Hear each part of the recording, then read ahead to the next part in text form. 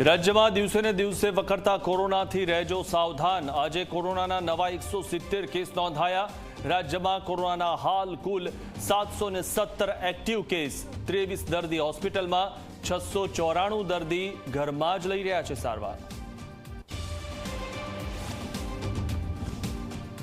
કડી વિધાનસભાની પેટા ચૂંટણીના કોંગ્રેસના ઉમેદવારને નડ્યો અકસ્માત। રસ્તા પર શ્વાન આવી જતા રમેશ ચાવડાની ગાડી ડિવાઈડર પર ચડી ગઈ। સદનસીબે કોંગ્રેસ ઉમેદવાર રમેશ ચાવડાનો આબાદ બચાવ થયો। મોરબીમાં જુગારની રેડ બાદ તોડ કરનારો પીઆઈ વાય.કે. ગોહિલ 3 દિવસના રિમાન્ડ પર ધકેલાયો। પીઆઈ વાય.કે. ગોહિલ અને હેડ કોન્સ્ટેબલ મહિપતસિંહ સોલંકી પર 51 લાખની તોડ કર્યાનો આરોપ।